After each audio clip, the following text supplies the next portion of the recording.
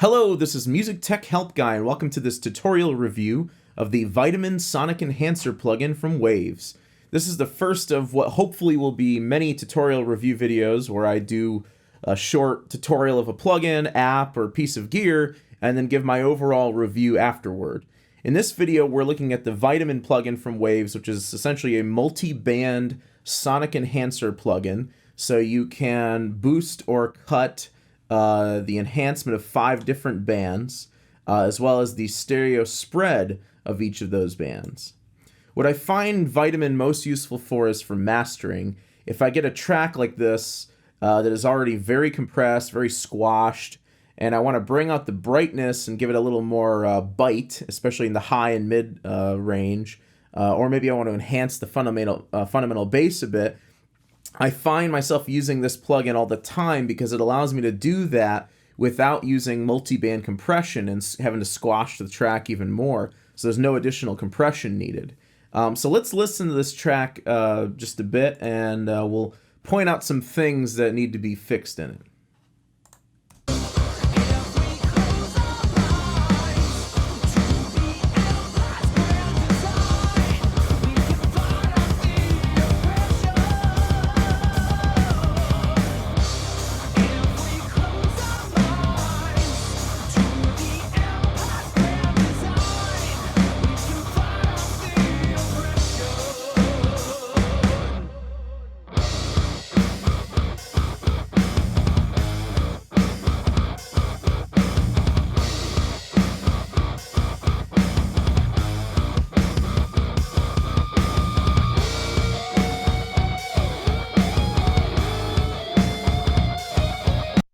So this song's got sort of like a djenty, heavy metal vibe to it. It's already heavily compressed, as you can tell, but it's lacking a lot of the crispiness in the high and mid-highs. Also, it's lacking some of the fundamental bass, where maybe I wanted to just have some fundamental deep bass in there as well. So we can use Vitamin to really give this track some more bite and make it stand out a lot without actually having to have access to the original mixes. So first, let's go over the input and output trim knobs. You can control the signal going into or out of the plugin here and here. So the input knob is the input trim is essentially you can use it to reduce the trim as the signal enters the plugin, or to boost the signal as it enters the plugin.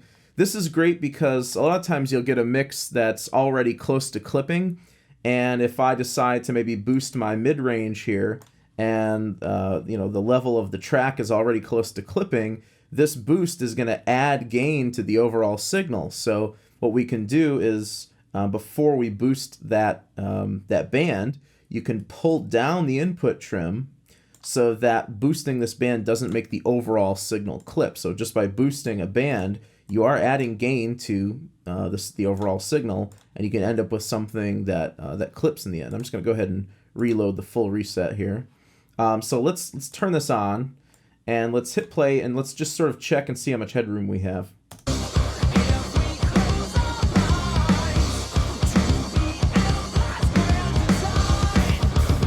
Yeah, we're doing fine. So there's really no need to decrease the input. If anything, I might decide to boost it a little bit later. You can also increase or decrease the output stage. Again, this is if you don't have enough gain after boosting your bands, which I'm sure we will, but if you end up with with a signal that's not loud enough at output, you can boost it.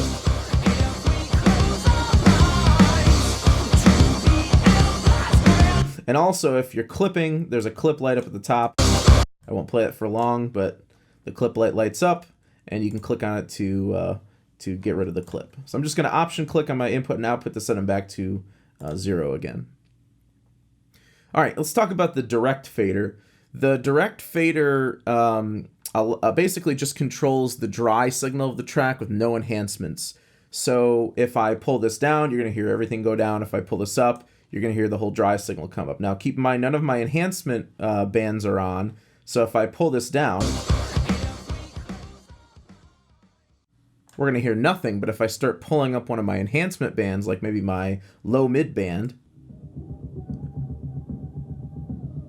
we're just going to hear that band by itself, or maybe the sub-low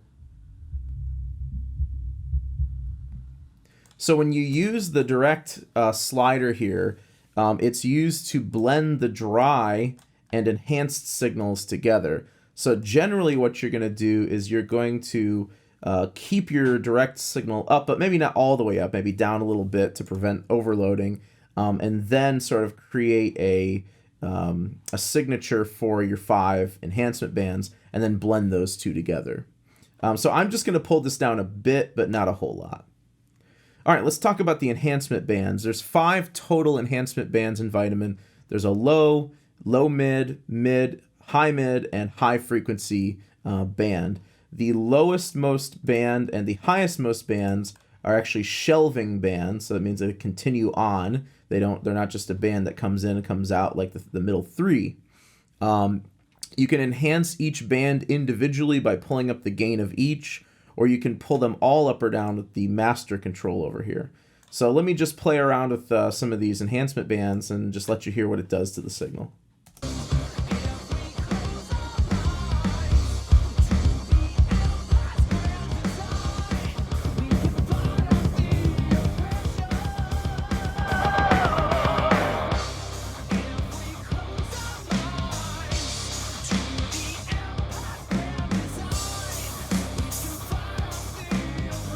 And we can also use them in conjunction with each other and the direct signal over here. So I'm just going to pull these up to enhance them a bit.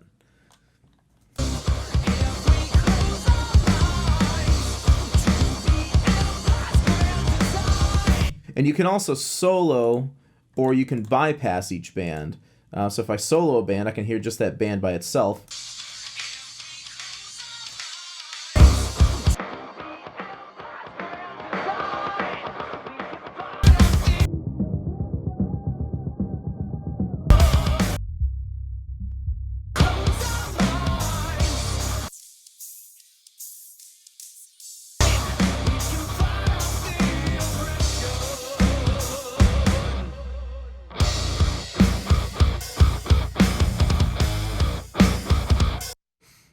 All right, so that's the just the enhancement bands.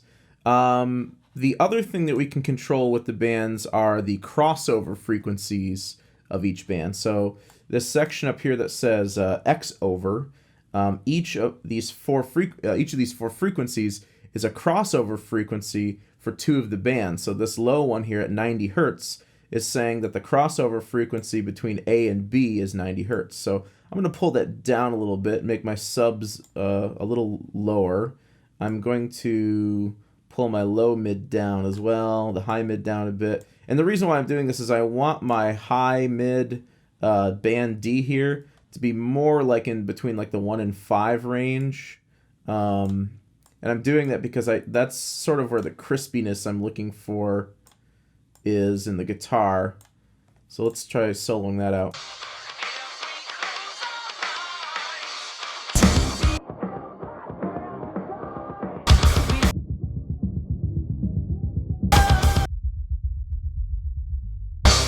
Yeah, and then band A is just like the sub lows. So I'm doing it just to sort of maybe isolate D here a little bit more and boost it up and get a little more crispiness out of the guitar.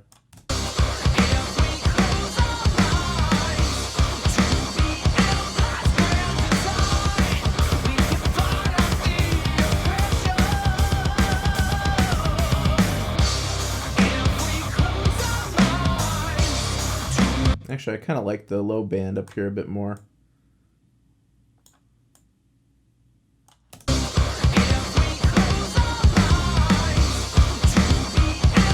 All right. The next control that we can play around with here is the punch. What the punch is, it's really cool because it lets transient heavy material be processed more than low transient material. So you can bring out percussive sounds and attack heavy material in a mix. So this is great for bringing back some punch to a recording that's maybe been flattened too much with maybe too much compression. So it's basically just a value between 0 all the way down and 5 all the way up. The higher that value, the more presence boost is added to transients. So I'm going to put this all the way up at 5 because I want the kick and the snare drum to really come out and to be enhanced more than the low transient material. So it's a subtle difference, but the kick and the snare can cut through a lot better at a higher punch setting.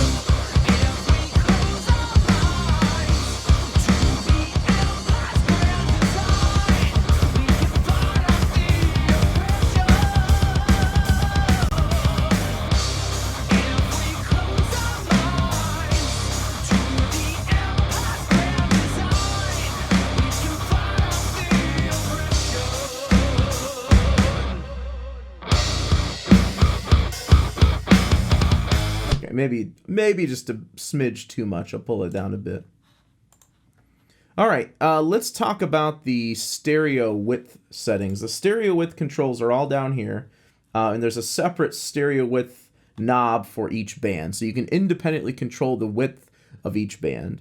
A value of 1 signifies that the stereo width is exactly as the original dry signal. So values higher than 1 up to 3 accentuate the spread, and values less than 1 narrow the spread. So what I find myself doing is narrowing the spread of low frequencies to make the bass sound more compacted in the center, and then spreading the mid and high bands to sort of make the mix sound wider. I can tell that when this was mixed, and I can tell you that because I have actually mixed it, that there's already quite a bit of spread going on in the mix, so I'm probably going to take it easy on the upper frequencies. But if you have a mix that sounds very in the center and very narrow, you can use these knobs to accentuate that. The only thing that's tricky with this is if you spread your bands too much, you can mess up the mono compatibility of your song, and it can screw with the overall phase coherency of the left and the right channels. So what I find myself doing is throwing a correlation meter after the vitamin plugin to check the sort of phase coherency of the left and the right channel. If you've never used a correlation meter or like a phase scope or anything like that, basically you want to keep the little white guy here, the little white notch there. You want to keep the meter in the positive and not in the negative. So you want to keep it closer to +1 and not as close to -1. And that's going to basically, it's showing you the phase correlation between your left and your right channel. And if you spread these too much, you're going to find that this little white meter falls down into the negatives, down to the red, which is bad. If you're using Pro Tools as opposed to Logic, you can use the Phase Scope plugin. Although I think I believe that's a Waves plugin. But I'm sure there's some free correlation meters out there. It's not a very complex plugin. So I'm just pulling this up again to just keep track of the correlation between my left and right channels.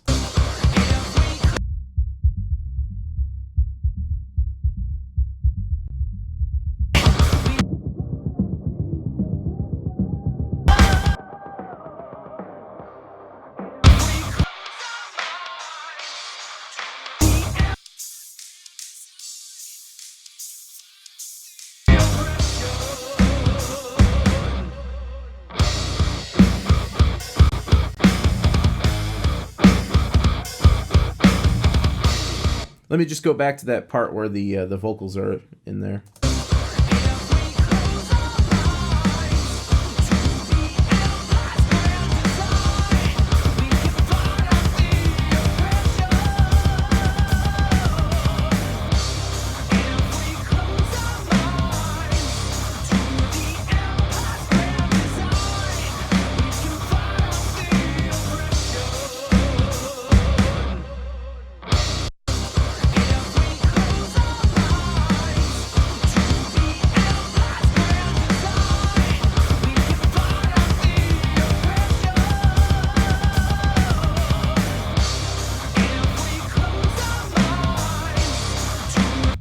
Yeah, actually, in this song, I'm finding that the vocals have probably already been doubled, or there's some sort of modulation effect on them that's already sort of spreading them out a bit. So I'm actually finding in this song, I'm actually reducing the spread of the middle and high-mid bands, just because I'm getting some phasey, chorusy sounds in the vocals that I don't really like. So I could either just leave those alone, or what I did is just narrow them a bit. Okay, so I just dialed in some settings to enhance the low, mids, and highs. One more thing I'll show you is I did save a setting, and I'm just going to sort of compare the two settings real quick, but I'm going to save this one just by clicking the save button up here, and I'll say put into preset menu as, and I'll just call this, I'll just say spread, reduce, and boost. There we go. And under the load menu, I already made one that says brightness spread, or brightness boost, no spread. I think this one fits pretty good for this song. I'm going to pull the punch up a bit.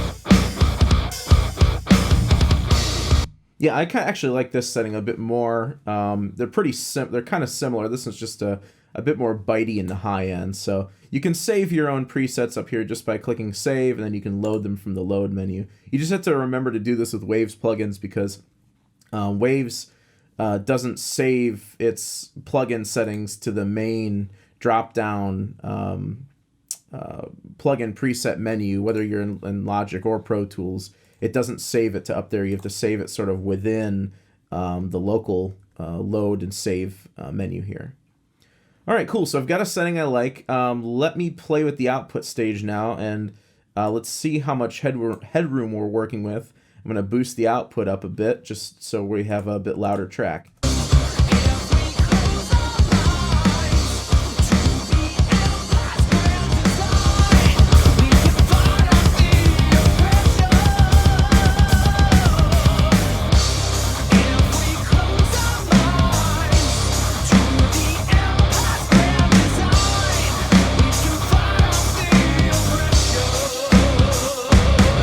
All right, now let's A/B this real quick.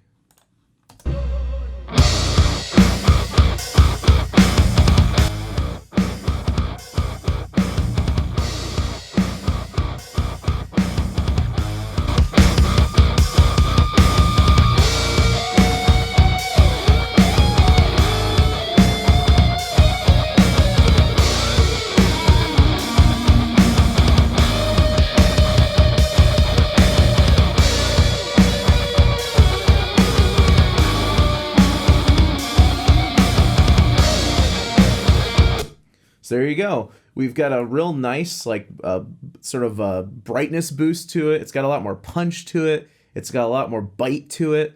And we still have a few dB of headroom left if we want to limit that or add some other effect on there or compress it a bit. So that's just the Vitamin plugin in a nutshell. So I guess now it's time for my review. Overall, I'd give Vitamin a 8 out of 10.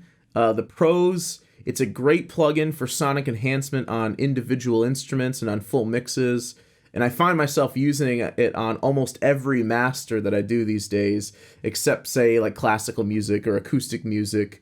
And I find myself sometimes using it as an alternative to EQ or multiband compression on individual instruments and synths. And I won't touch the spread knobs at all, but I'll just play with the enhancement knobs to just give it a nice boost, instead of, say, using multiband compression to even out things like I would, like, say, like on a drum bus or like a guitar bus or something like that. So just as a frequency enhancement, it's actually pretty good, and also for corrective purposes, maybe on an instrument that sounds a bit dead in the mix or is colliding with something else in the mix, and you can spread that instrument a bit more to make it fit in the mix better. Some cons: phase coherency is an issue, but really a good engineer should be aware of that anyway. However, I wish that the plugin had some sort of like a phase scope or a correlation meter built into it, or even just a menu where I can click on it and hide it and show it, so I can check my phase and imaging after messing with the stereo spread, as opposed to having to put another plugin on there to check it. My only other complaint and this goes with pretty much all Waves plugins, is that the window is not resizable. It's always been an issue with me with Waves plugins, but It's really a minor thing. But sometimes I like to have this bigger so the client can see what I'm doing, or just so I don't have to squint to look at the screen, or if I'm looking at a monitor that's kind of further away.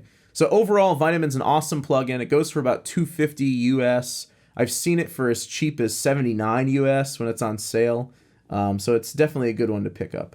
So I hope you enjoyed this video, and I hope to do many more of these tutorial reviews. If you have any suggestions for gear or plugins that you'd like me to do, please leave them in the comment section below. I will take them seriously. I have a few more ideas, moving forward, a few other plugins that I really want to cover.